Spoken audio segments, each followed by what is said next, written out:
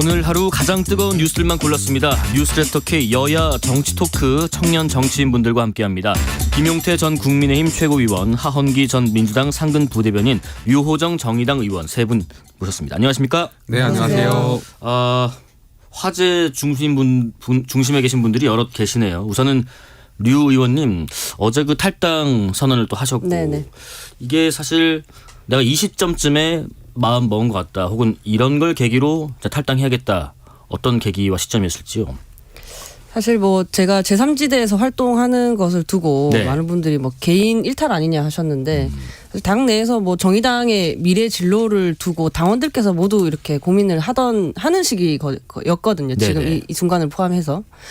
그래서 저는 이제 정의당 주류가 선택한 이 뭐랄까 민주당 쪽으로 가는 방향이 기존의 정의당이 이렇게 뭐 민주당과의 차별성이라든지 뭐 네. 각종 반성 뭐 이런 거에 비추어 봤을 때 개연성이 없기 때문에 오히려 정의당은 이제 제3지대로 나아가서 다당제 국회를 만들어야 한다 주장을 했었는데 네네. 그거를 이제 당원 총투표로 얼마나 많은 당원들께서 이 길을 또 지지하고 있는지도 보여드리고 싶었거든요. 네네네. 근데 지금 저희가 이제 지난 바로 직전 일요일에 대의원 대회를 그러니까 당대회를 했는데 네.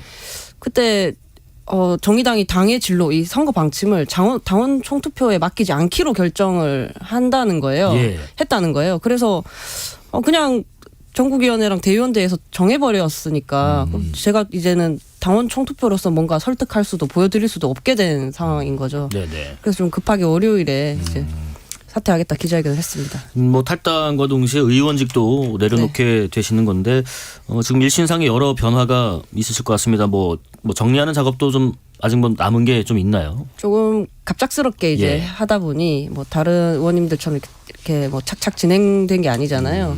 그래서 사실 서류 작업도 조금 해야 하고 네네. 뭐 각종 물품도 이게 절차가 있거든요. 하고 그리고 보좌진 분들도 다음 진로를 좀 결정을 하셔야 되고 네네. 일부는 또 저와 함께 계속 가실 거기도 하고 뭐 그래요? 여차여차 그리고 뭐 회계 보고도 1월에 하고요. 각종 행정적인 게 이제 아주 빠르기가 힘들더라고요. 그래서 네네. 그런 부분을 마무리하고 어쨌든 다음 순번이 이제 승계 받으실 수 있도록 하겠다라고 정의당 이제 저희 지도부 측과도 이야기를 해놓고 준비를 하고 있습니다. 예, 뭐 21대 국회 최연소 의원이셨고 또 정의당 비례대표 1번이시다 보니까 이렇게 의정 활동을 좀 마감하는 게 좀 많이 아쉽기도 하고 좀 착잡하기도 하신지요? 뭐 임기를 네. 온전히 다 마치지 못한 건 아쉽기도 하지만 네. 사실 이번 국회가 정말 그냥 뭐 갈등의 끝판왕을 보여주던 국회였다고 생각합니다. 정치가 갈등 조정 능력을 갖춰야 하는데 사실 네. 갈등 조장 능력만 이렇게 완전히 이제 키웠다고 생각을 하거든요. 네. 그런 점에서 뭐 제가 남은 임기를 다 채우기보다는 총선까지 그래도 제3지대를 더 튼튼하게 만드는데 기여할 수 있으면 그것도 정치인으로서 책임 있는 행동을 하는 게 아닐까 싶습니다. 네, 뭐 어제 결정이 있으다 보니까 이제 류 의원님하고 말씀 좀 나눴는데 우리 김용태 최고 그리고 하헌기 부대변인께서도 뭐 이런 결정에 대한 뭐 할 말씀 해주실까요? 그 어제 류호정 의원 기자회견을 들으면서 네. 저 이런 말이 좀 가슴에 와닿았어요. 네네. 그 류호정 비례 한 번 더 하려고 그런다. 이런 식의 조롱은 괜찮다. 본인이 이제 당원과 시민, 국민들을 잘 설득하지 못했던 거 본인의 책임이다. 네. 이렇게 말씀하시는 부분에서 저는 뭐 당연한 자세였다고 생각되고요. 정치인이 사실 의도가 어떻든 간에 어떤 선한 의도를 갖고 있던 없던 결과로서 평가를 받는 부분이 많거든요. 예. 그러니까 류호정 의원의 의도와 상관없이 그 결과에 대한 책임을 지는 부분에 있어서는 저는 뭐 늦었더라도 박수를 치고 싶습니다. 네, 하 부대변인. 큰 틀에서 동의하고요. 그 보통 한국 정치에 가치와 비전이 없다 이런 얘기 많이 하잖아요. 예, 예. 그래서 보통 다른 당을 비난하는 것으로 그 본인의 스탠스를 잡으려고 해요. 그래서 제가 어제 아쉬웠던 점만 말씀드리면 저는 지금 가시는 새로운 선택이 뭐 하겠다는 당인지 모르거든요. 그러니까 본인이 새로운 선택에서 활동함에 있어서 왜 이런 선택을 할 수밖에 없었는지를 그 노선에 대해 선명하게 설명해주면 네.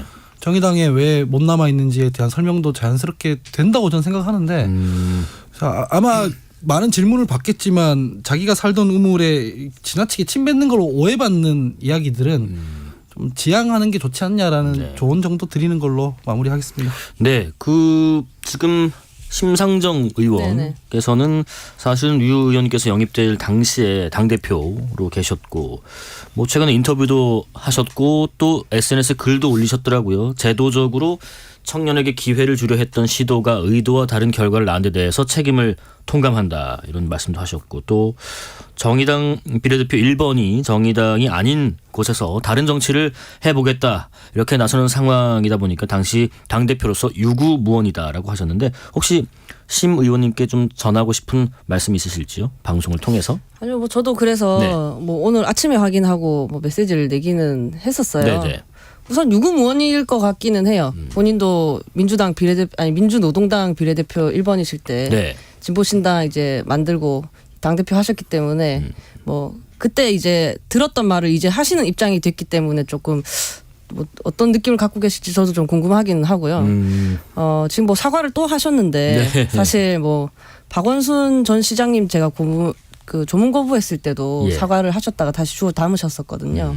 지금 뭐 비대위원장님이나 심 대표님이나 뭐 사과를 하시는데 저는 두 분이 사과해야 할 거는 민주당 이중대로 정의당을 자꾸 만들어가는 것에 대한 것이지 저에 대한 건 아니라고 생각합니다. 네.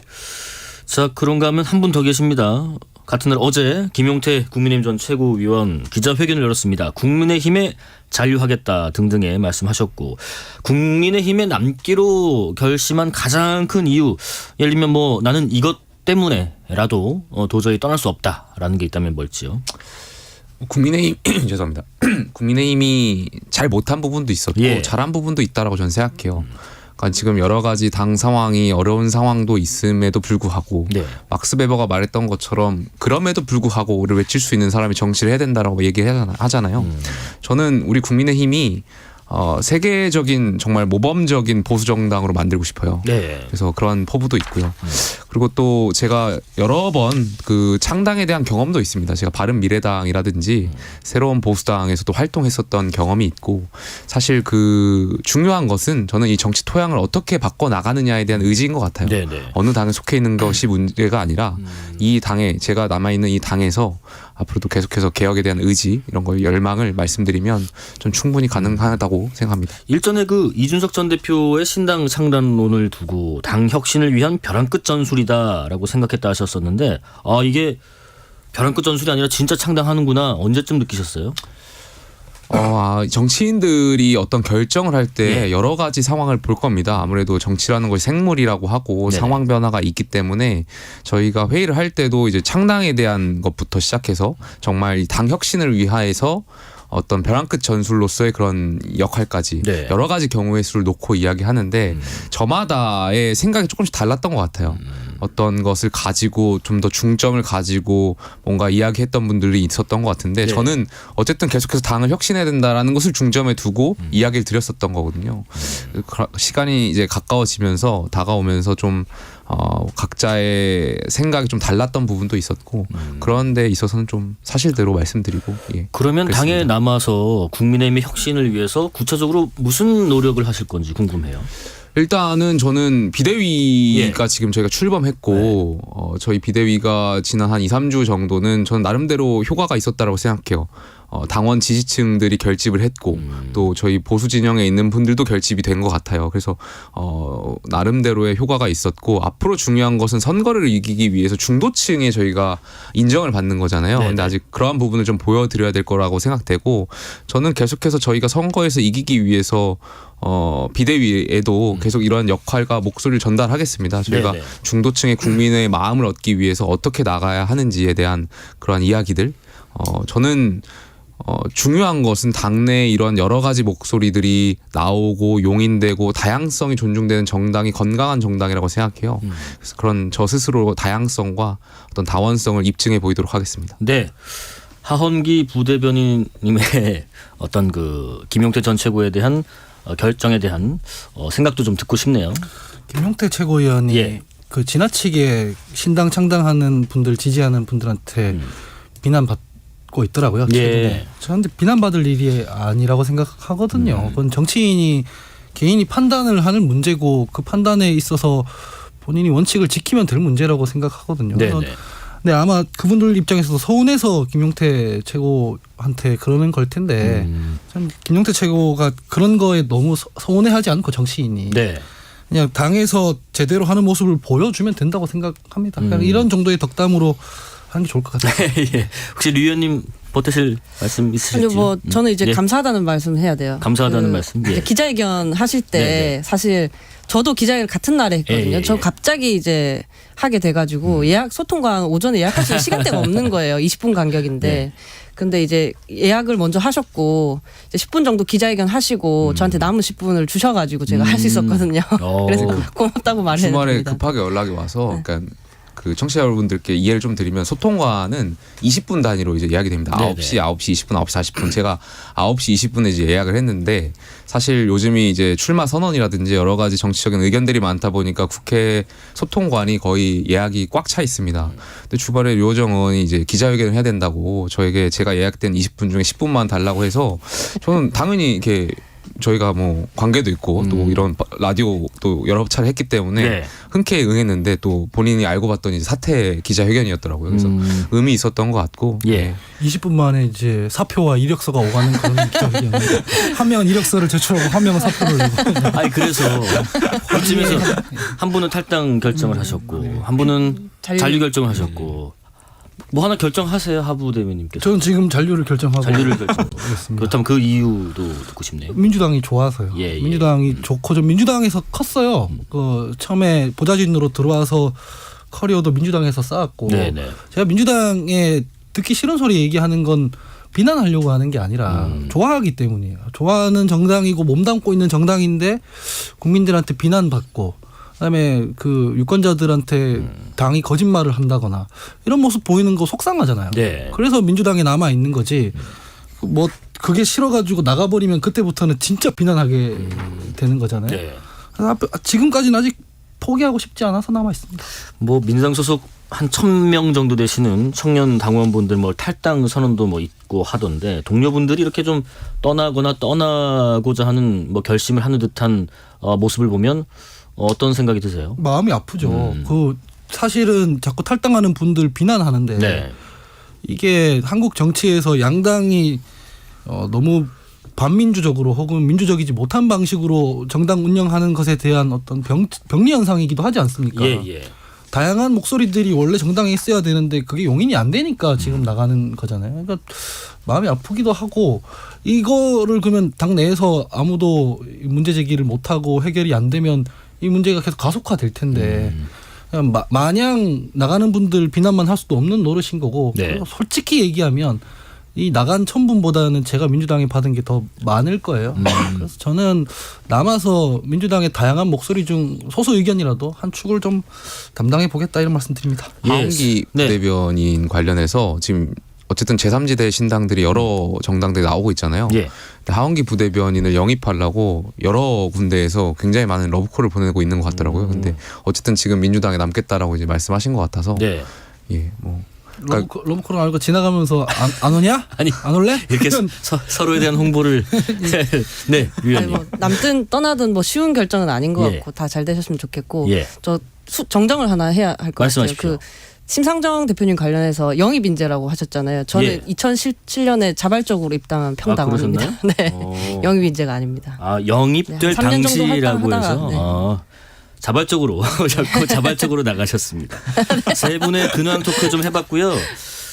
이낙연 전 대표가 이끄는 새로운 미래 오늘 창당 발기인 대회를 열고 그다음에 이준석 전 대표가 이끄는 개혁신당은 상징색 또 슬로건 이런 것들을 공개를 했던데 개혁신당의 상징색은 오렌지인가요? 주황색인가? 하여튼 뭐 그런 색이고 슬로건은 오늘보다 나은 내일입니다.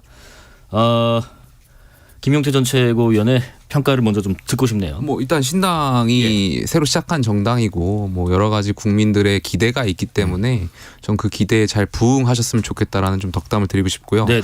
다만 저희 국민의힘의 그 당원 당규 강령도 당원 당규죠.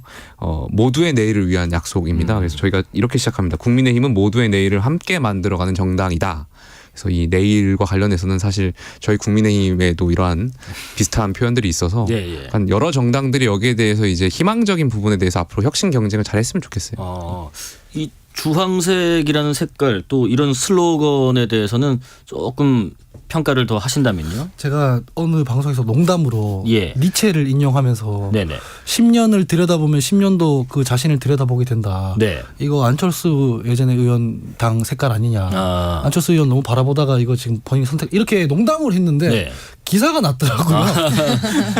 여기서 진지하게 그냥 그 품평을 하자면 예. 사실 정당에서 쓸 수 있는 색깔이 별로 없습니다. 이미 너무 많은 정당들에서 선택했기 때문에 맞아요. 이게 예. 무슨 그 핸드폰 메탈 그레이 이런 걸 할 수는 없지 않습니까? 예. 그래서 그냥 이렇게 나온 거라고 생각을 하고 색깔은 사실은 슬로건이라든가 상징색이라든가 이런 것보다 이거를 이 색깔이 국민들한테 어떻게 인식되도록 하는지 그 캠페인이라든가 활동을 통해서 각인시켜야 되는 거잖아요. 네네. 그래서 그냥 평이하다고 생각을 하고 앞으로 활동을 통해서 주황색하면 국민들이 혁신을 떠올릴지 구태를 떠올릴지는 본인들이 하기 달렸다고 생각합니다. 새로운 선택은 무슨 색깔을?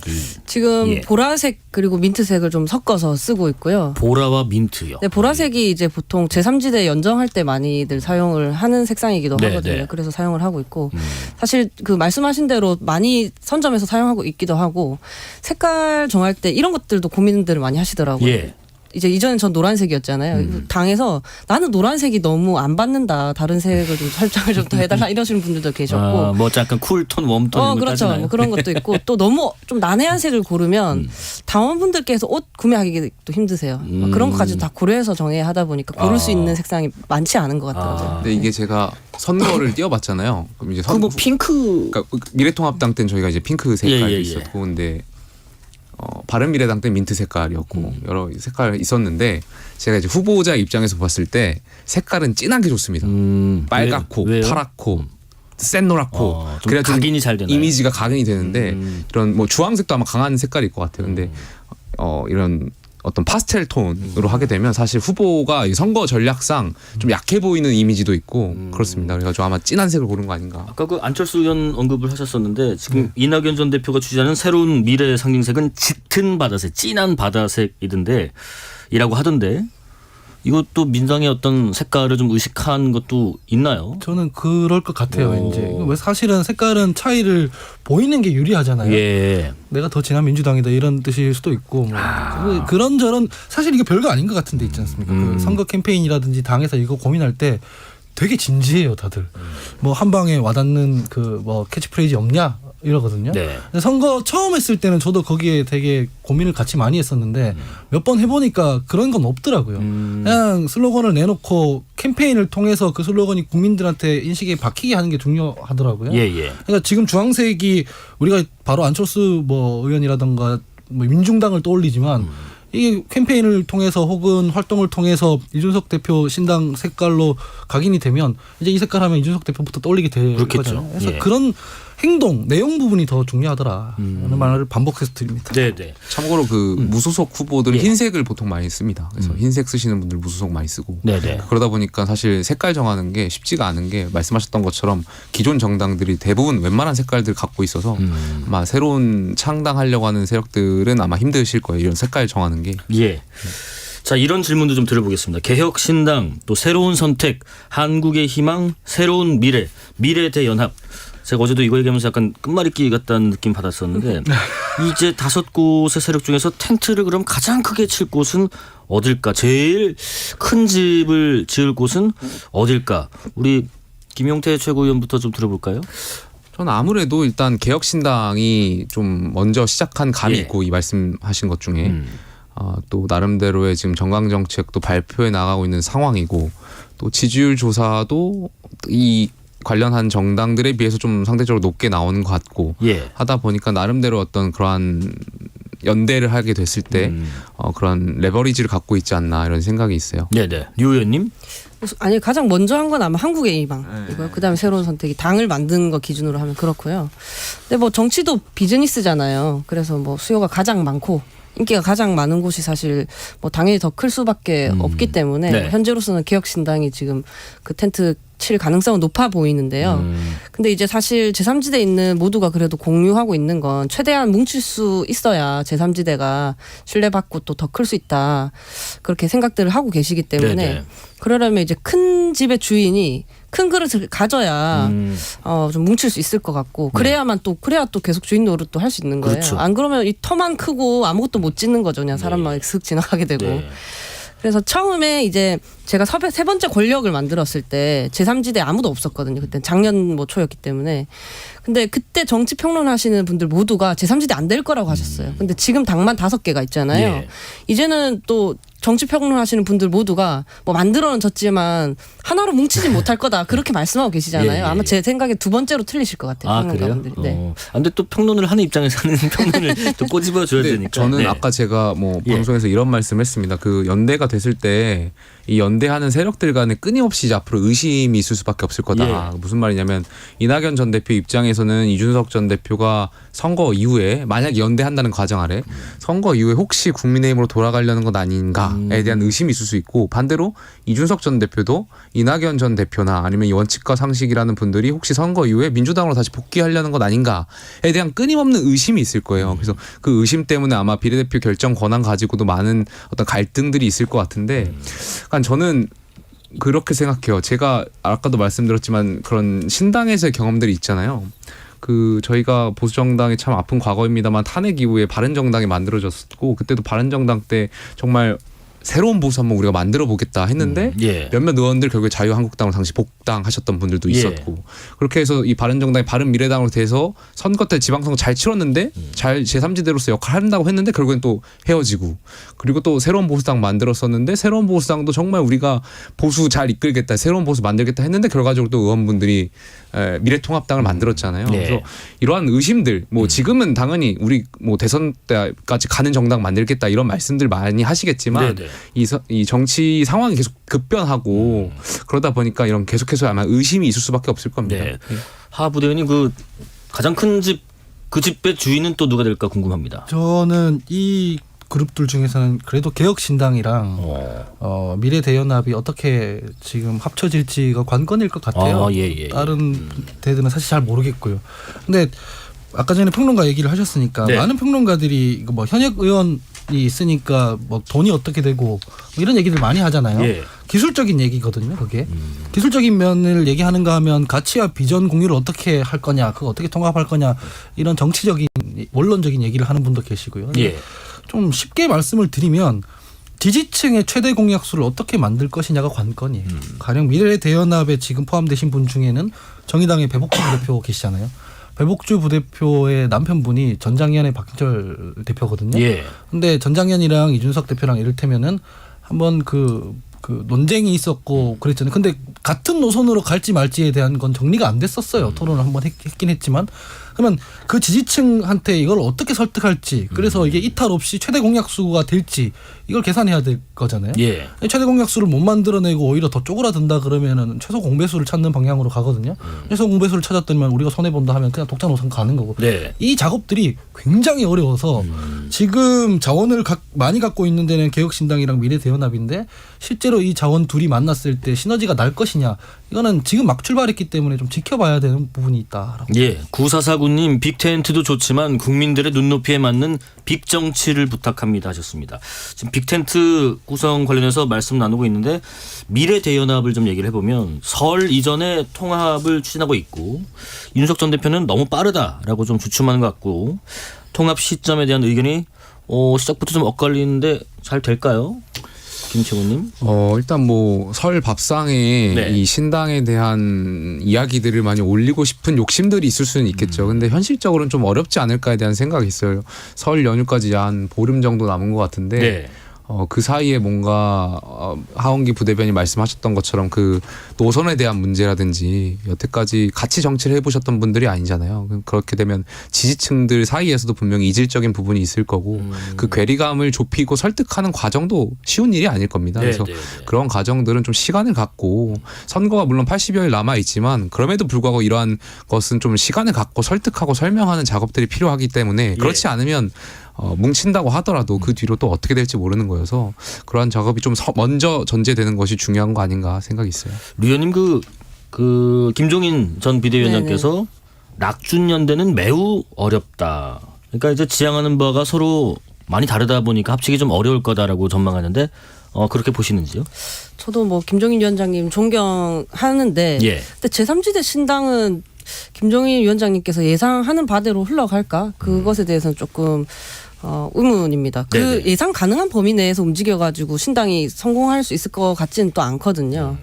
저는 이제 뭐 설 이전이든 이후든 크게 중요하다고 생각하지는 않아요. 뭐 보통 명절 밥상 위에 올라가야 하니까 이제 더 네네. 중요하다라고 하시는데 뭐 선거까지 그 명절 이후에도 많은 밥상들이 있잖아요. 그래서 올릴 수만 있다면 괜찮다라고 생각을 하고요. 근데 또 결국에는 가장 큰 쪽이 가장 큰 양보를 해야 뭉칠 수 있는 거예요. 이게 갑자기 제가 새롭게 하는 얘기가 아니잖아요. 그냥 양당에서 뭔가 문제가 일어나도 가장 큰 쪽이 크게 양보해야 큰 정치할 수 있다고 다들 조언하잖아요. 전 제3지대도 이건 같은 공식 적용된다라고 생각을 합니다. 네네. 이낙연 전 대표하고 이준석 전 대표가 만약에 합친다면 말씀하신 것처럼 누군가 좀 통 큰 양보를 해야 될 것 같은데 한다면 누가 더 양보를 잘 할 것 같으세요? 이게 지금 두 분 예. 포함해서 신당하겠다고 나온 양당에서 신당하겠다고 예. 나온 분들의 명분이 뭐냐면 우리는 원탑 정당 싫다. 정당을 좀 민주적으로 운영해달라 이거잖아요. 네. 근데 이 두 분이 원탑하겠다고 하면 기존 정당들이랑 차이가 없겠죠. 없다. 예, 그러니까 예, 예. 이 모든 구성원들을 다 원오브 댐처럼 만들 수 있는 복합적인 비전. 이를테면 우리는 누구 한 명 힘센 사람이나 명망가라든가 지분 많이 가진 사람에 의한 정당이 아니라 민주적으로 운영되는 새로운 기획을 하는 정당이다. 이거 어떤 방법이 있는지 전 잘 모르겠습니다. 근데 이분들은 그걸 고안해내야 이분들이 탈당한 명분과도 부합하고 좀 새로운 모델도 되는 것이고 싸움도 덜 나고 그렇게 되지 않을까 싶습니다. 그래도 좀 주인이라고 표현할까요? 장수라고 표현할까요? 저 한 분의 어떤 원탑은 있는 게 좀 더 효율적으로 잘 굴러갈 수 있지 않을까 하는 생각 드는데 어떻게 생각하세요? 그러니까 뭐 효율적으로 봤을 때는 공동 대표나 공동 공동대표. 이런 것보다는 네네. 말씀하셨던 것처럼 이제 한 분이 뭔가 역할하고 리더십을 발휘하는 것이 효율적일 수 있죠. 근데 계속해서 같은 말씀 드리는 것 같은데 이제 지지층도 다르고 양 진영이 서로 같이 정치해왔던 세력이 아니기 때문에 예. 누군가 한 명이 나서서 리더십을 발휘하기에는 한계가 있을 것 같습니다. 자, 잠시 실시간 교통정보 알아보고 다른 주제 계속 이야기 나눠보겠습니다. 교통정보센터 김민혜 씨 나와주세요. 네, 이 시각 교통정보입니다. 퇴근 시간이 가까워지면서 도로 이동량 빠르게 늘고 있습니다. 우선 평택 시흥고속도로 평택 방향 마도분기점 부근 1, 2, 3차로에서 사고나 처리 중인데요. 현재는 1차로 통행이 재개가 됐습니다. 전 차로가 막혀서 주차장을 연삭해 했던 차들이 조금씩 이동을 하고 있는데요. 다만 여전히 정체는 극심해서 다른 도로로 우회해서 지나시는 편이 좋겠습니다. 영동고속도로는 인천 방향으로 동수원에서 부곡까지 9km 정체되고 있고요. 군포에서 반월 터널 사이로도 더디게 지나고 있습니다. 또 군자 분기점에서 서창 분기점 사이로도 주춤합니다. 경부고속도로 서울 쪽으로는 안성 부근 4차로에서 고장난 차를 처리하고 있어서 차로 변경 잘 하셔야겠고요. 오산에서 동탄 분기점까지 5km 정체, 기흥에서 반포까지도 차 간격 좁혀서 통과하고 있습니다. KBS 교통정보센터였습니다. KBS 1라디오 뉴스레터 K 김용태, 하헌기, 류호정 세 분과 정치 토크 계속 이어가겠습니다. 뭐 너무 무거운 주제만 얘기한 것 같긴 한데 조금 가벼운 질문도 한번 드려볼게요. 지금 뭐 리더, 뭐 수장, 뭐 이런 얘기들 좀 해봤는데 앞서서 만약에 내가 일반 회사를 다니고 있어요. 회사원인데 상사를 선택할 수 있는 기회가 있다. 그렇다면 나는 한동훈, 이재명 이 두 상사분 중에 누구를 선택할 것인가. 물론 하부대변님은 이재명 상사, 김용태 전 최고는 한동훈 상사를 선택하실 것 같은데 해야 될 것 같기도 하고. 그러면 류호정 의원께 먼저 여쭤볼게요. 선택지가 둘밖에 그렇죠. 없어요. 두 분은 뭐 저건가요? 선택하는 반대로 거? 대답하면 당에 가서 좀 소명을 하셔야 될 수도 있겠죠. 예. 저는 지금 이 순간에 싫지만 그래도 지금 이 순간에 그러니까 골라야만 리더십만 한다면 봤을 때, 네. 네. 한동훈 비대위원장 고를 것 같아요. 왜냐하면 지금 이 순간에 이재명 대표와 일하면 어쨌든 상사 리스크 관리만 해야 되니까 재미없을 것 같습니다. 네. 뭐 두 분 보태실 말씀 혹시 직장인으로 제가 네. 만약에 돌아가면 전문성이 있는 제일 전문성이 있는 게 결국 국회의원실에 들어가는 거잖아요. 네네. 그러니까 이게 저도 이제 스몰톡인데 예. 의원실 들어가는 경로가 중에 대표적인 게 뭐가 있냐면 국회 홈페이지 들어가면 각 의원실에서 채용 공고를 쫙 예, 냅니다. 채용 게시판. 예. 전 민주당이잖아요. 예. 국민의힘 정의당은 쫙 거릅니다. 그리고 더불어민주당 의원실 중에 아무데나 이렇게 가는 거거든요. 예. 그래서 사실상 이게 누구냐가 문제가 아닌 거죠. 그냥 이미 선택지가 없는 거죠. 보통 그렇게 돌아간다. 뭐, 정치는. 예. 특별한 말씀 없으시죠? 저 한동훈 예. 위원장이 선택. 그 각자 물론 자기 당의 수장도 계시고 또 이제 지금 나오셔서 뭐 새로운 행보를 또 하시지만 우리 당이 혁신을 하려면 당장 이것부터 하십시오라고 만약에 직언을 한다면 무슨 말을 하고 싶으세요? 우리 김용태 전 최고위원님. 저는 일단 뭐 여사특검과 예. 관련해서는 저희가 뭐 여러 가지 지금 제 요구가 준비되어 있으니까 뭐 그건 그대로 이제 설득을 하면 되는 거고, 두 번째로는 이제 이태원 특별법에 대해서 저는 오히려 우리 당이 좀 전향적인 자세를 취할 필요도 있지 않나 이렇게 생각해요. 무슨 말씀이냐면 네. 물론 이제 이태원 특별법과 관련해서 그 내용에 이제 저희 보수 정당이 국민의힘이 내세운 원칙과 다른 부분도 분명히 있을 수 있습니다. 다만 어쨌든 국민적 참사였잖아요. 네. 그리고 이게 많은 분들이 정말 있어서는 안 되는 그러한 죽음을 당했고, 유가족들의 국회의원들 한번 만나려고 국회에 많이 오셨었는데 여당 국회의원들이 여기에 대한 응대를 잘 못했던 것 같아요. 이분들이 와서 바라는 것은 물론 이태원 특별법에 대한 설명도 있겠지만 정치의 역할은 잘 듣는 거잖아요. 국민의 목소리를 잘 듣고, 저희가 여당이잖아요. 책임지는 정당이고 국민의 생명과 안전을 지키는 정당인데 이 유가족이 어디 가서 이 아픔을 전달할 수 있겠습니까? 그러면 국민의힘 의원들이 찾아뵙고 듣고 들어주는 거잖아요. 정치인들 가장 중요한 것은 들어주고 설명도 해주고, 만약에 정말 이태원 특별법에 있어서 우리가 국민의힘이 내세우는 원칙과 같이 다른 부분이 있다면 이러한 부분은 용인할 수가 없다고 설명하면 되는데 그 자체를 저희가 잘 못했잖아요. 예. 그래서 그러한 부분에 있어서 좀 국민들께 설득하고 저희가 이러한 것을 좀 전향적인 입장을 보이는 것이 많은 국민들께 좀 사랑을 받을 수 있지 않을까 생각이 돼요. 모레 그 의원총회에서 국민의힘에서요, 그 이태원 특별법에 대해서 제2요구권을 건의를 할지 예. 말지 뭐 이런 의견도 듣는 자리가 있다고 하던데 분위기 어떨지요? 그래서 좀 신중한 것 같아요. 아무래도 제가 말씀드린 부분도 있는 것 같고, 예. 아무래도 이 부분이 이제 재난을 정쟁화하는 듯한 입장이 저희랑 의도와는 다르게 그렇게 해석되는 부분이 있을 수도 있기 때문에 네. 당도 이 부분에 있어서 굉장히 지금 신중한 자세를 취하고 있는 것 같습니다. 하원기 부대변인 아까 앞선 질문 드려보겠습니다. 당장 이것부터 했으면 좋겠습니다라고 직언하신다면요? 뱉은 약속을 좀 지켜주십시오. 예를 들면 혹은 예. 약속을 못 지키게 됐으면 설명을 좀 부탁드립니다. 그 더불어민주당이 정치개혁하겠다, 선거법 개정하겠다 6번, 7번 당 차원에서, 대표 차원에서 네. 그리고 당원들의 총투표로 이렇게 한 정책적 사안에 대해서 정당 차원에서 약속한 적은 별로 없을걸요. 헌정사 통틀어서도. 네. 근데 여기에 대해서 못 지키게 됐으면 우리가 열심히 해보려고 했는데 뭐 한계가 있어가지고 이번에 못하게 됐다. 죄송하다. 다음 국회에서 제대로 한번 시작해보겠다. 이렇게 가든가 아니면은 지키려고 노력을 해야 되잖아요. 근데 아직까지 뭉개고 있단 말이죠. 지금 총선 90일도 안 남은 뭐 이런 상황인데. 근데 막상 선거 들어가면은 저희는 당 차원에서 혹은 후보 개인들이 국민들한테 공약을 내놔야 됩니다. 예. 이거 하겠다고 약속을 해야 됩니다. 근데 당에서 6번, 7번 약속했던 것을 아무 설명도 없이 그냥 이런 식으로 뭉개고 있는데 저희가 다음에 약속하는 것들을 유권자들이 믿어줄까요? 믿으라고 저는 과연 이 방송에 나와서 자신 있게 말할 수 있을까요? 그러니까 대표께서 이런 부분들에 대해서는 예. 좀 결단을 하시고 약속 못 지킬 수도 있잖아요. 네네. 그런 경우에는 설명을 하고 사과하고 다시 다른 약속을 드려서 AS를 하면 되잖아요. 근데 지금처럼 이렇게 뭉개고 그런 적 없다는 것처럼 구는 것은 공당으로서 책임 있는 자세가 아닌 것 같습니다. 내일 뭐 이재명 대표께서 당무에 복귀하신다고 하니까 한번 행보를 보고요. 위원님께서는 이 새로운 선택을 이끄는 두 공동 대표분에게 다른 당 상황으로서 접어줘봐 보세요. 우리는 그러니까 이렇게 하면 안 돼. 알겠어요? 우리는 이렇게 합시다라고 얘기를 하신다면요. 근데 이제 막 만들어진 당의 작심 발언 정도 해야 되는 상황이라면 그건 매우 큰 문제인 것 같고요. 아니 이렇게 하지 말자. 네, 우리는. 네. 이런 것들은 지양하자 최대한. 아니 뭐 반대하는 목소리를 이제 반대 어떻게 보면 이제 주류에 반대했던 사람들이 예. 지금 모여 있는 거기 때문에 뭐 다원성을 인정하자, 독선 없는 민주주의자가 되자 뭐 이런 게 있을 것 같고요. 예. 두 분 대표님은 뭐 조성주, 금태섭 두 분 대표님은 잘하고 계셔서 별달리 드릴 말씀이 없습니다. 사회생활이 아니라요. 있으면 안 됩니다. 새로운 당에 벌써부터. 예. 한동훈 비대위원장은 연일 전국 순회를 다니고 있습니다.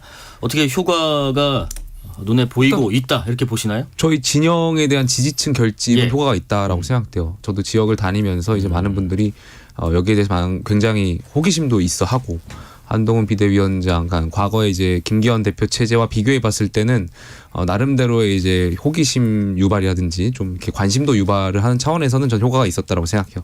다만 저희가 앞으로 나아가야 될 방향은 한동훈 비대위가 들어와서 앞으로 어떤 비전을 내놓겠다라는 것을 아직 저희가 제대로 보여드린 것 같지는 않고, 물론 이제 어제 저희가 공약 개발단이 출범을 했고 이번 그렇죠. 주에 아마 1호 공약이 나올 걸로 알고 있습니다. 관련해서 이 앞으로의 이 정책과 민생에 대한 비전을 보여준다면 저는 중도층에 대한 어필도 되지 않을까에 대한 생각이 있습니다. 보충 질문을 좀 드려볼게요. 뭐 세 분 의견 다 듣고 싶은데 오늘 그 얘기를 했습니다. 총선에서 승리해서 국회의원 수를 300명에서 250명으로 줄이는 법 개정을 제일 먼저 발의하고 통과시키겠다. 이 제안 뭐 일부 지금 각 당에서 뭐 논평도 나오고 있고 합니다. 우선 먼저 들어보고 이어가 보죠. 김치고 의원님. 저는 국민의 눈높이를 잘 반영했던 것 같아요. 물론 여기에 대해서 정답이 있는 문제는 아니고 저희가 헌법에 41조인가 그 200명 이상으로 되어 있기 때문에 네네.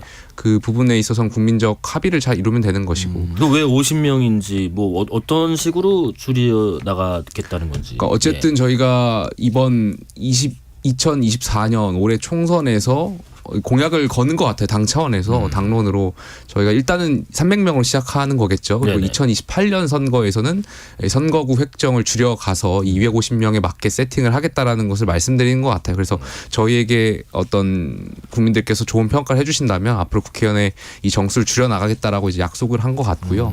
저는 중요한 것은 이러한 어젠다는 물론 이제 과거에서부터 좀 있었던 내용들입니다. 예. 김기현 대표도 말씀하신 바가 있고 또 여러 차례 말씀하신 바가 있었기 때문에 중요한 것은 어떻게 이것을 실현해 나갈지에 대한 설명이 더 필요할 것 같아요. 어떤 의지를 담아서 예. 타임테이블 같은 걸 좀 더 소개해서 앞으로 정말 저에게 힘을 주신다면 어떻게 줄여 나갈 것인지에 대한 방안을 소개하는 부분도 필요할 것 같습니다. 국회의원 정수 축소 동의하시는지요? OECD 예. 국가 수십 개 중에 우리는 대한민국이 인구 17만 명당 국회의원 1명 정도 되거든요. 예.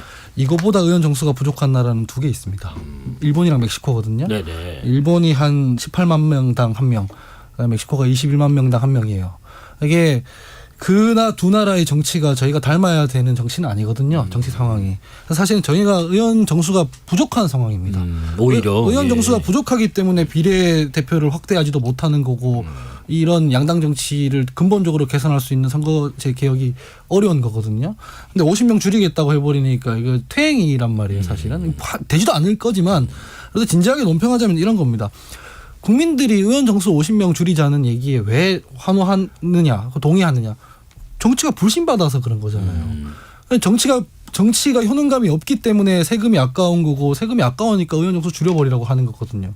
그러면 정상적인 정치인이라면 국민들이 그런 생각 들지 않도록 저희가 정치를 똑바로 해서 국민 삶의 문제를 실질적으로 해결해주는 정치를 하고, 그래서 국민들이 정치에 대한 효능감을 올려주고, 그러면은 국민들이 그 세금이 아깝겠습니까? 의원들 더 늘리라고 하겠죠. 자기 모순이다 말씀이죠. 더 늘리라고 할 거란 말이에요. 네네네. 그러면은 그래 국회가 제대로 돌아가네. 뭐 한 100명 더 늘려가지고 더 일 많이 해라 이렇게 되겠죠. 예. 그러면은 물어보는 거죠. 50명 빼고 250명을 친명 공천 해버리면 이를테면은 그러면 정치 개혁이 되나요?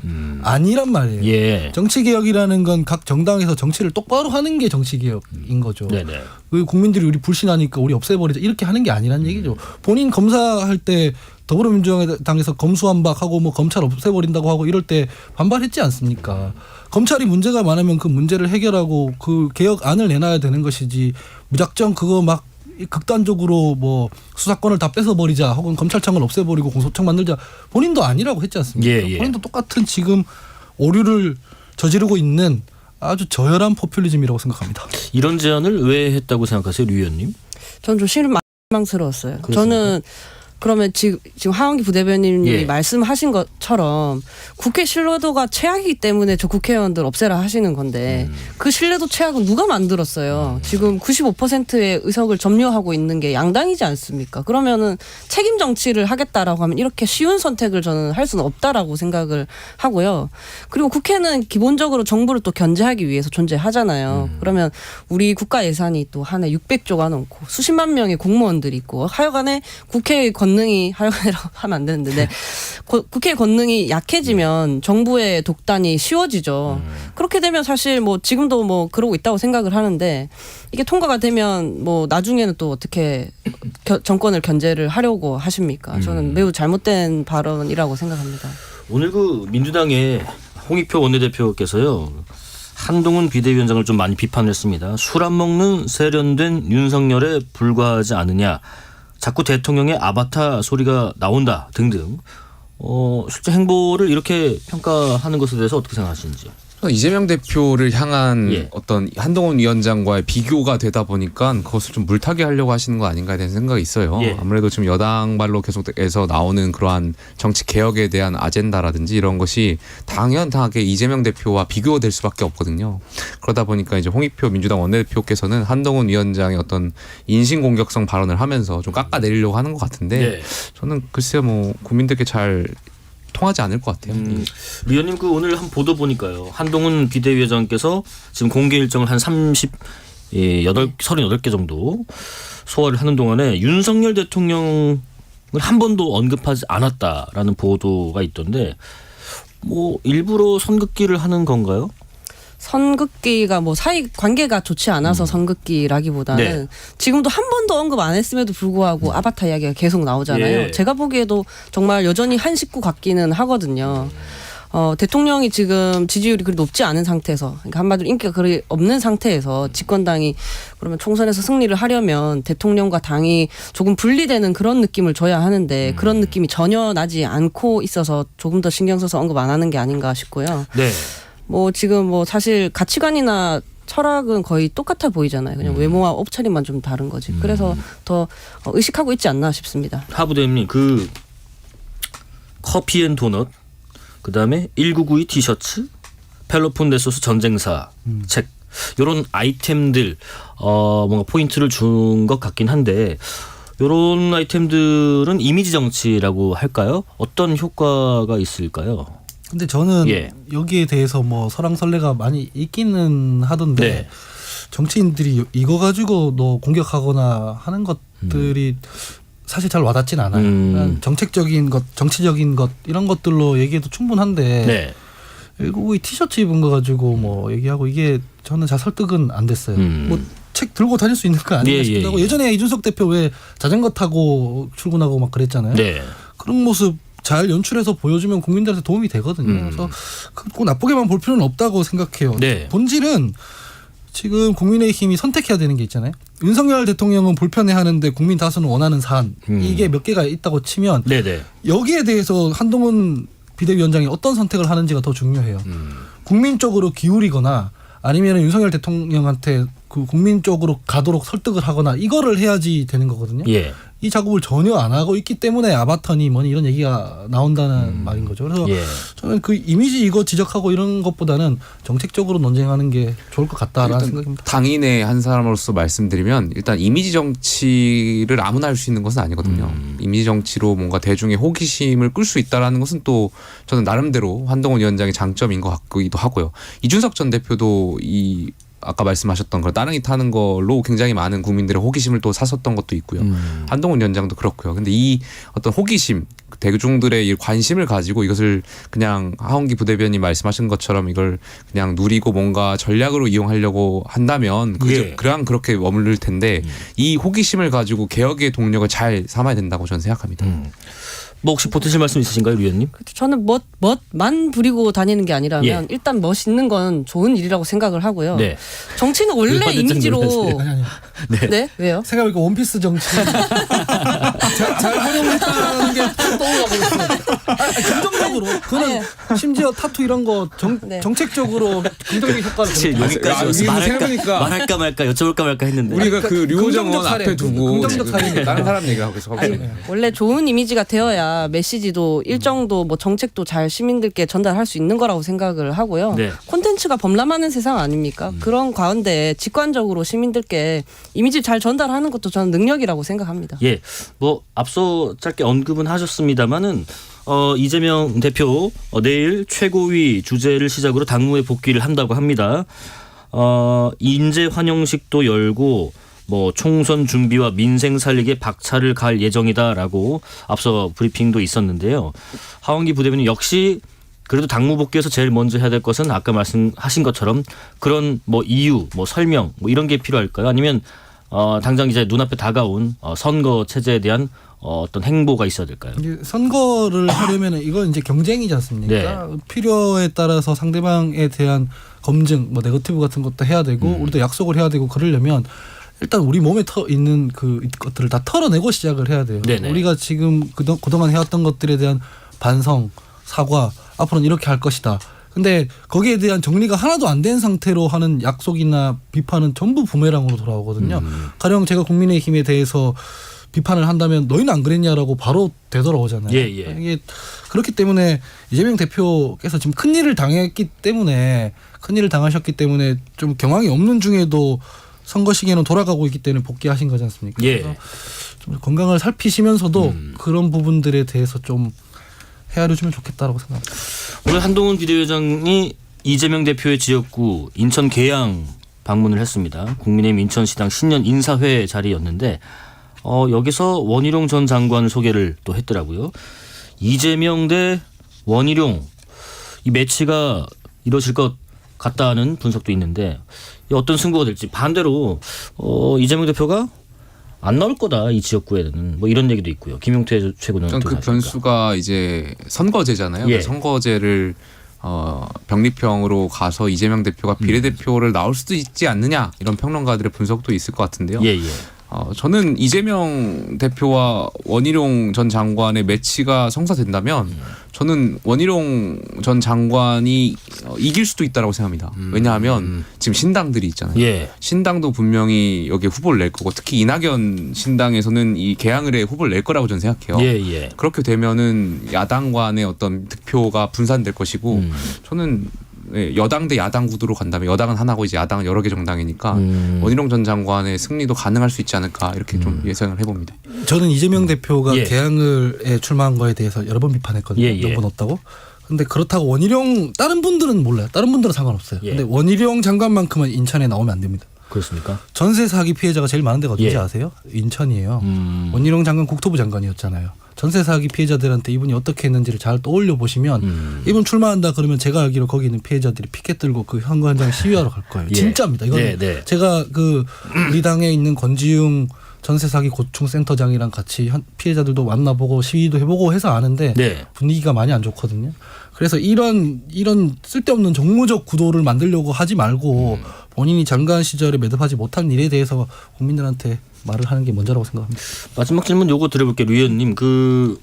김종민 의원께서 이런 예측도 하더라고요. 이재명 대표가 내년 8월 전당대회에서 다시 한번 당대표로 당선되고 이 재판 사법 방어를 하고 다음 대선에 출마한 게 목표다. 그 가능성 어떻게 생각하시는지요? 당연히 저는 있다고 생각합니다. 당연히 일단 있다. 다음 예. 대선 예. 자체도 뭐 지금 굳이 이렇게 새삼스럽게 평론할 것도 없이 다음 대선 주자가 되기 위해서 이 모든 걸 다 해왔다고 생각을 네, 합니다. 네, 네. 뭐 개항에 나가서 방탄이라는 비판을 들어가면서까지 지금 뭐 어떤 당의 명분이라든지 이미지 이런 것 아랑곳하지 않고 지금 실리만 이렇게 쭉 챙겨 오셨잖아요. 이제 뭐 전 당대표로 출마할 가능성이 충분히 있다고 보고요. 네. 지금 민주당 당원 구성이 이렇게 원사이드였던 적이 없잖아요. 그래서 출마할 수 있고 출마하면 당선될 수도 있다고 생각합니다. 예. 8438님 오늘도 정치 얘기 잘 들었습니다. 매일 들어도 도대체 정치는 모르겠지만 그래도 이 시간엔 출연자분들도 진행자도 잘 하시니까 앞으로 잘 들을게요 하셨습니다. 잘 부탁하신답니다. 8438님의 말씀 좀 들으면서 마무리하겠습니다. 김용태 전 국민의힘 최고위원, 하헌기 전 민주당 상근 부대변인, 류호정 정의당 의원이었습니다. 고맙습니다. 감사합니다. 6시에 2부 이어가겠습니다.